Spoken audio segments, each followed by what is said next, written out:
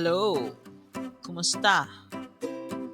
So today we're going to talk about inflation, yung pagtaas ng presyo and how it affects us everyday Filipinos.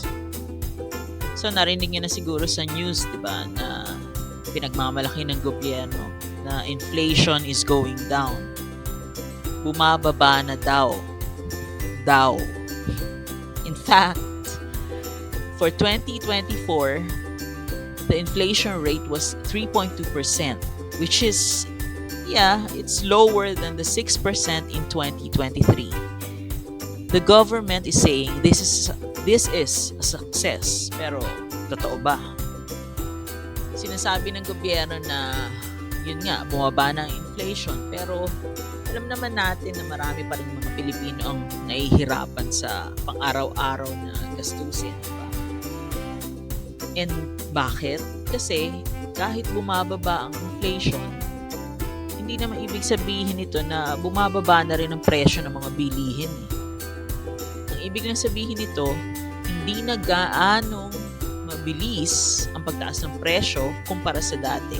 So, may inflation pa rin, bumagal nga lang.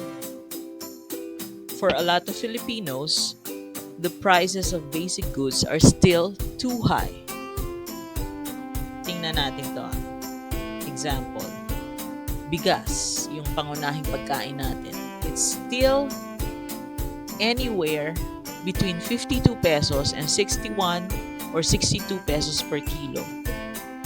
Ihamak na mas mataas ang presyo nito kesa noong bago mo po ang current administration. And rice, take note, rice is something that most Filipinos eat every day. Alam natin yan, rice is life, di ba? And it's not just rice, pati na rin yung mga gulay, vegetables like pechay, kangkong, carrots, eggplants, lahat yan, much more expensive now. Some of these vegetables have gone up as much as 115 pesos per kilo. Ang hirap na nga bumili ng karne, pati gulay, mahal na rin. And yung presyo ng kamatis, grabe. It went up by a whopping 400 pesos per kilo. From 65 pesos per kilo in December 2023 to 400 pesos last month. Isipin mo na lang kung gaano karaming kamatis yung mabibili mo dati sa 400 pesos. Na ngayon, 1 kilo na lang. On top of that, yung tubig at kuryente tumaas din. For a typical household that uses 200 kilowatt hours per month, yung Meralco bill nila went up by 21 pesos. At sa mga may hirap na komunidad, doble o triple ang binabayaran nila para sa kuryente. Yung water, yung Manila Water and Maynilad, nagtaas din ang presyo nila. For some urban poor communities, water can cost between 80 pesos and 140 pesos per cubic meter. So as you can see, even if the government says inflation is going down, many Filipinos are still struggling to afford basic necessities like food, water, and electricity. The problem, ang pangunahing problema, is that our wages are not increasing fast enough to keep up with the rising cost of living. Even with recent wage increases, the minimum wage, which is 645 pesos a day in the NCR, is still much lower than the amount a family needs to live decently. Kaya, ayun nga, marami pa rin ang Pilipino na naghihirap. Alam nyo, last year, may research na nagsasabi na sa NCR, kailangan ng isang pamilya na may 5 miyembro ng hindi bababa sa 25,000 pesos kada buwan para matustusan ang mga pangunahing pangangailangan nila. Pero nung kinuha nila yung average na kinikita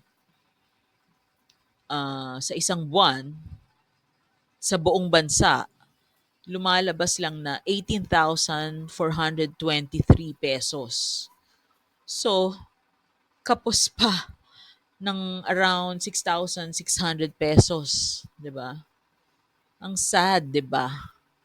And there was another survey recently that showed that almost 60% ng Filipino families consider themselves poor. And more than 6 million families are experiencing hunger. Seryoso to ha. This is a serious issue. Pero anong ginagawa ng gobyerno natin? Wala, nga lang. O kaya party-party. So, what should the government do? Wala naman kasi tayong ibang choice kundi kalampagin ng gobyerno tungkol sa issues na to. Kasi, obligasyon nila ang gumawa ng paraan. Sabi ng Ibon Foundation, hindi enough yung mag-price control lang. May mga suggestions sila na nilay down eh. Isa-isahin natin ah. Una, dapat taasan ng sahod para ma-afford natin yung mga pangunahing bilihin sa kasalukuyang presyo nito ah. Dapat din dagdagan ng tulong sa mga mahihirap at nangangailangan. Another suggestion is tanggalan o bawasan ng buwis ang mga pangunahing produkto at serbisyo para bumaba yung presyo nito kahit papano. Then, dapat palakasin ng local production para hindi tayo masyadong umaasa sa imported goods.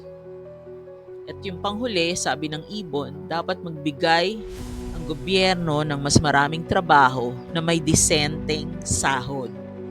Sa madaling salita, we need an economy that helps everyone, not just a few. Everyone should benefit, not just the rich or those connected to powerful people. Kailangan natin ng ekonomiya na makakatulong sa lahat, hindi lang sa iilan. Dapat lahat tayo makikinabang, hindi lang yung mga mayayaman o yung mga konektado sa nasa itaas. Kailangan natin ng trabaho na may disenteng sahod para sa lahat. Access sa dekalidad ng edukasyon, healthcare para sa lahat, at pagkakataon para sa lahat na makaahon sa kahirapan. Kaya kayong mga nasa gobyerno, sana naman, please, gumawa na kayo ng aksyon. Huwag lang puro salita at pangako. O baka nag-aantay pa kayo ng sign from above habang marami sa Pilipino nagugutom na. Pero seriously kailangan na natin ng solusyon. Right here, right now. At sana naman, hindi lang puro wait lang ang sagot niyo. So, salamat sa panonood and don't forget to like, share, and subscribe to our channel for more explainer videos like